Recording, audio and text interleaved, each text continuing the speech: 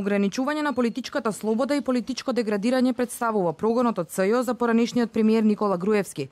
За обвинителите од СЈО пак, Груевски во ниту еден момент од постапката не покажал дека ќе биде достапен и затоа бараат притвор. Немам намера да бегам, туку да се вратам на власт, возрати Груевски. Тој е прво обвинет за изборни нерегуларности во предметот Титаник, но неговата одбрана ја оспори и надлежноста на СЈО за предметот, поради тоа што обвинението било поднесено по истекот на работното време на кривичен. Денеска, како што можете да видите, продолжи политичкиот театар и политичкиот прогон од страна на специјалното јавно обвинителство.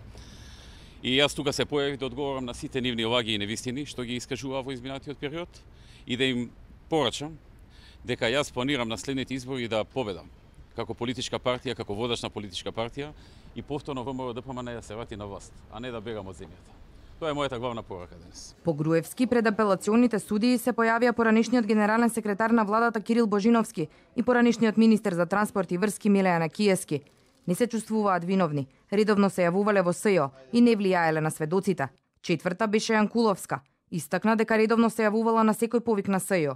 2 години откако не е министер за полиција, нема влезено во МВР и нема начин да влијае на сведоците. И инсистира на брзо водење на постапката, со цел да докаже дека не ги сторила делата кои се ставаат на товар.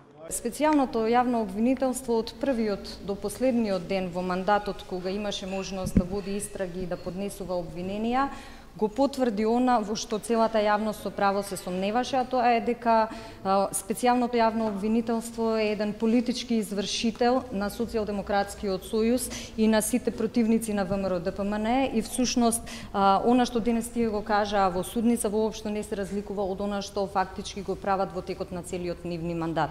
Последната јавна седница во апелациониот суд беше за поранешниот шеф на кабинет на Груевски Мартин Протугер. Тој не се појави во апелација. Неговиот адвокат Боро Тасевски приложи документ со кој тврди дека Протугер во моментот на поднесување на обвинението и предлогот за притвор бил на лекување во болница во Будимпешта, Унгарија, но се вратил во земјава и го оставил својот пасош во Кривичен. Сега лекувањето го продолжил во земјава, но е спречен да дојде во судот. И за него СЈО и понатаму бара да му биде определен притвор. Сметаат дека влијанието што го имаат сите обвинети во својата сфера, преку функциите што ги извршуваат во партијата и она што го објавуваат во медиумите, може да влијае на сведоците на СЈО. Повеќе доаѓаше до израз тоа што се крие од органите на прогон, а тоа е исто едно од основите за определување на мерка притвор во член 165 на Законот за кривична постапка. И понатаму обстојуваме дека тие ја попречуваат водењето на постапката, а по однос на останатиот предлог под точка 2, односно влијанието на сведоци, исто така го образложивме на јавната седница. Одлуката на апелација дали за врвот на ВМРО ДПМН ќе биде определен притвор треба да биде донесена во рок од 48 часа.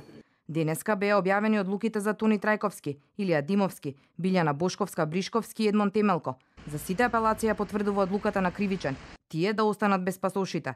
Жалбите на трите притвори за Груевски, Акимовски и Бошковски денеска стигнаа во Врховниот суд. Оттаму информираат дека се пратени на одговор на СЈО и по комплетирање на предметот, за нив ќе одлучуваат судии во 5-член совет.